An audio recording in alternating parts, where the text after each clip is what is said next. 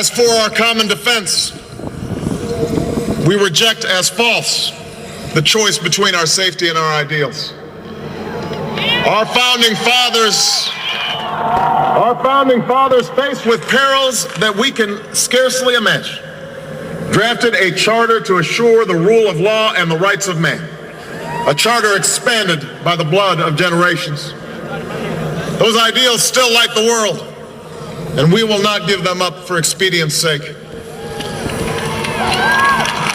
And so, to all the other peoples and governments who are watching today, from the grandest capitals to the small village where my father was born, know that America is a friend of each nation and every man, woman, and child who seeks a future of peace and dignity, and we are ready to lead once more.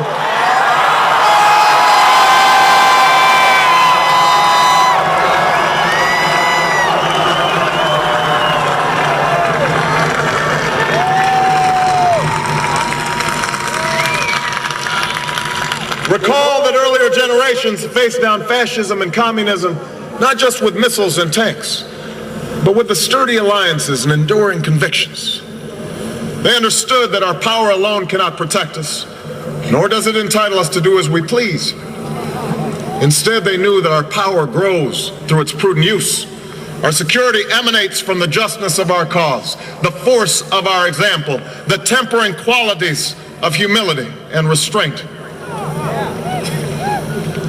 We are the keepers of this legacy.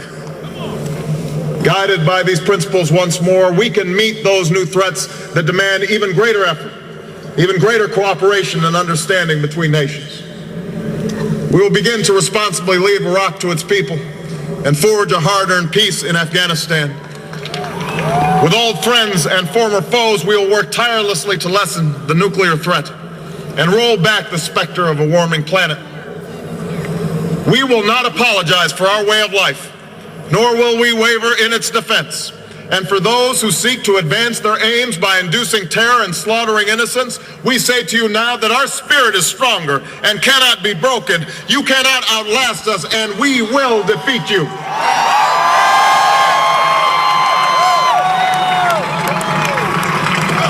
Damn right!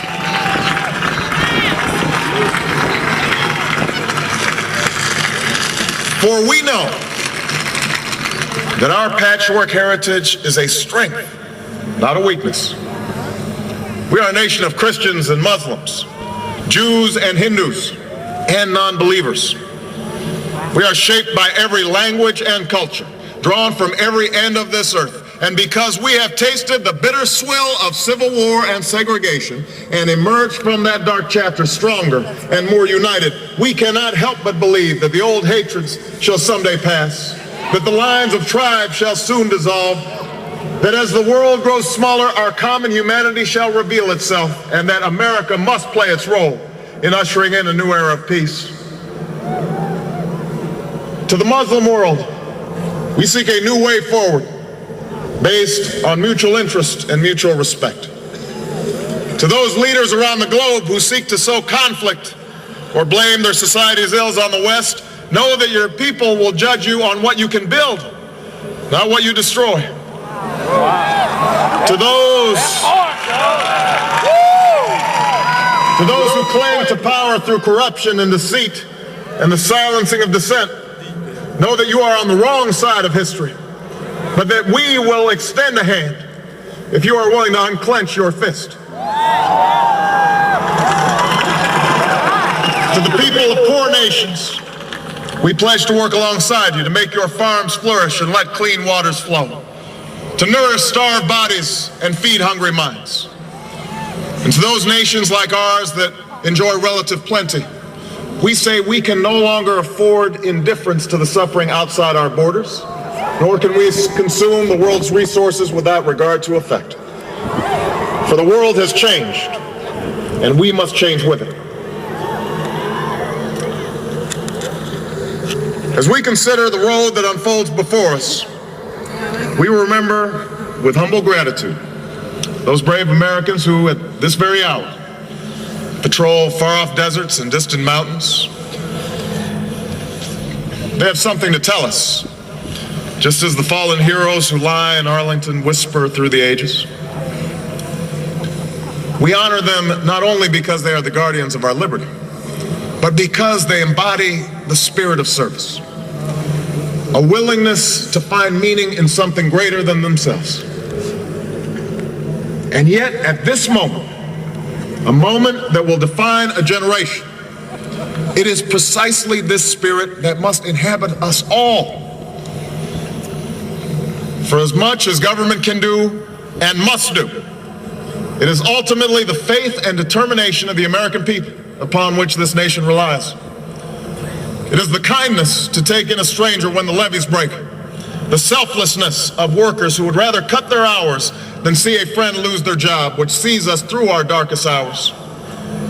It is the firefighter's courage to storm a stairway filled with smoke, but also a parent's willingness to nurture a child that finally decides our fate. Our challenges may be new. The instruments with which we meet them may be new. But those values upon which our success depends, honesty and hard work, courage and fair play, tolerance and curiosity, loyalty and patriotism, these things are old. These things are true. They have been the quiet force of progress throughout our history. What is demanded then is a return to these truths. What is required of us now is a new era of responsibility, a recognition on the part of every American that we have duties to ourselves, our nation, and the world. Duties that we do not grudgingly accept, but rather seize gladly, firm in the knowledge that there is nothing so satisfying to the spirit, so defining of our character, than giving our all to a difficult task. This is the price and the promise of citizenship. This is the source of our confidence, the knowledge that God calls on us to shape an uncertain destiny. This is the meaning of our liberty and our creed, why men and women and children of every race and every faith can join in celebration across this magnificent mall, and why a man whose father less than 60 years ago might not have been served at a local restaurant can now stand before you to take a most sacred oath.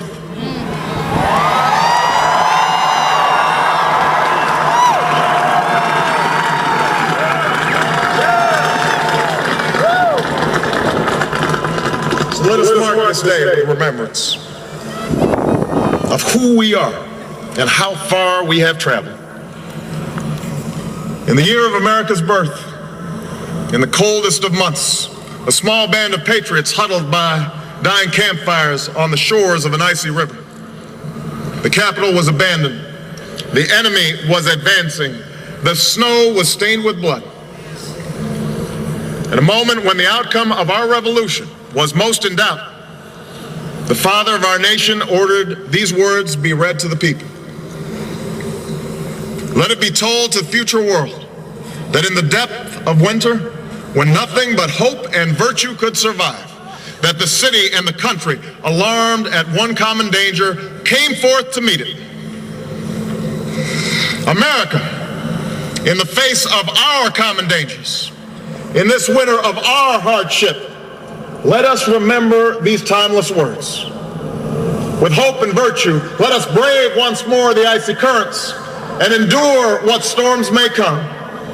Let it be said by our children's children that when we were tested, we refused to let this journey end, that we did not turn back nor did we falter. And with eyes fixed on the horizon and God's grace upon us, we carried forth that great gift of freedom and delivered it safely to future generations. Thank you. God bless you. And God bless the United States of America.